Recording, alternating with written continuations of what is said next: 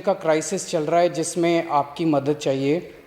तो प्रधानमंत्री जी, सबसे पहले आपको धन्यवाद देता हूं कि केंद्र सरकार ने दिल्ली का ऑक्सीजन का कोटा बढ़ा दिया है। लेकिन सर, मैं आपसे हाथ जोड़ के प्रार्थना करता हूं कि इस बढ़े हुए ऑक्सीजन के कोटे को दिल्ली तक पहुंचाने में हमारी मदद करें। एक एस्टीमेट के हिसाब से दिल्ली को 700 टन ऑक्सीजन की ज़रूरत है। आपने हमारा कोटा 480 टन कर दिया, बहुत बहुत शुक्रिया। लेकिन पिछले 24 घंटों में इस बढ़ाए हुए 480 टन में से भी केवल 350 टन ऑक्सीजन दिल्ली पहुंच पाई है। प्रधानमंत्री जी, जब से ऑक्सीजन का संकट शुरू हुआ है, मेरे फ़ोन बजते रहते हैं। कभी कोई अस्पताल कहता है कि 3 घंटे की ऑक्सीजन बची है, कभी कोई अस्पताल कहता है कि 2 घंटे की ऑक्सीजन बची है। हम कारण जानने की कोशिश करते हैं तो पता चलता है कि पीछे किसी राज्य ने दिल्ली के लिए ऑक्सीजन लाने वाले ट्रक को रोक रखा है। हमने मदद के लिए केंद्र सरकार में कुछ मंत्रियों को फ़ोन किए।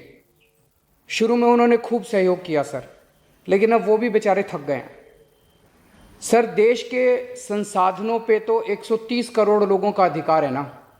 अगर दिल्ली में ऑक्सीजन की फैक्ट्री नहीं है तो क्या दिल्ली के 2 करोड़ लोगों को ऑक्सीजन नहीं मिलेगी? जिस राज्य में ऑक्सीजन की फैक्ट्री है, क्या वो दिल्ली की ऑक्सीजन रोक सकते हैं?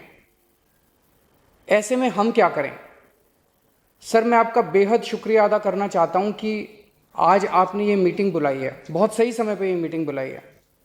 पर सर, मैं आज ये जानना चाहता हूं कि अगर आज या कल या किसी भी टाइम हमारे दिल्ली के किसी अस्पताल में अगर 1 घंटे की, आधे घंटे की, 2 घंटे की ऑक्सीजन बच जाए और लोगों की मरने की नौबत आ जाए, तो मैं फ़ोन उठा के केंद्र सरकार में किससे बात करूं?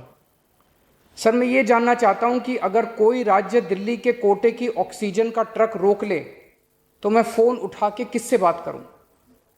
हालत काफ़ी ज़्यादा गंभीर हो चुके हैं सर। हम अपने लोगों को मरने के लिए तो नहीं छोड़ सकते। हमें लोगों को ये विश्वास दिलाना पड़ेगा कि एक एक ज़िंदगी हमारे सबके लिए कीमती है।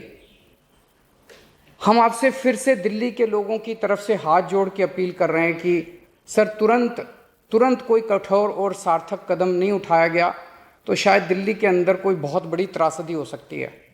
मैं आपसे मार्गदर्शन चाहता हूं सर। सर, कुछ ही राज्य हैं जहां से मैक्सिमम दिल्ली की ऑक्सीजन आती है और जहां सबसे ज़्यादा दिक्कत आ रही है और जहां सबसे ज़्यादा हमारे ऑक्सीजन के ट्रक रोके जा रहे हैं।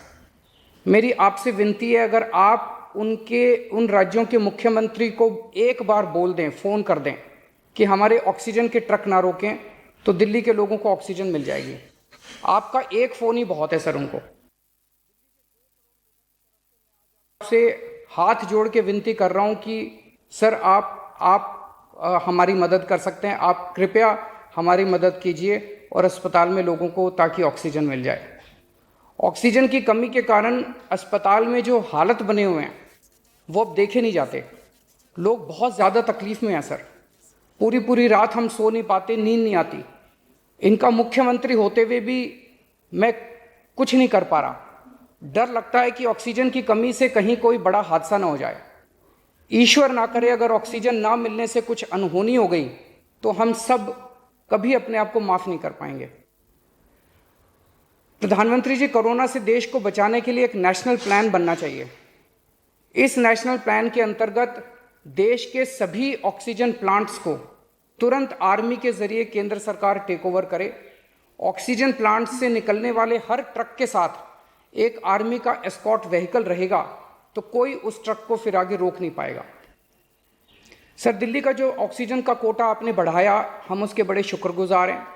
लेकिन उसमें लगभग 100 टन ऑक्सीजन उड़ीसा और वेस्ट बंगाल से आनी है। हम परसों से, जब से कोटा बढ़ा है, हम कोशिश कर रहे हैं उस ऑक्सीजन को दिल्ली लाने की। मेरा आपसे निवेदन है कि यहाँ से ऑक्सीजन अगर हो सके तो हमें हवाई जहाज से उपलब्ध करवाई जाए, और नहीं तो जैसा अभी बताया गया, आपका आइडिया है ऑक्सीजन एक्सप्रेस शुरू करने का, वो ऑक्सीजन एक्सप्रेस शुरू करके वेस्ट बंगाल और उड़ीसा से हमें ऑक्सीजन दिलवाई जाए। आइडिया नहीं, ऑलरेडी चल रहा है। तो ये थे दिल्ली के सीएम अरविंद केजरीवाल।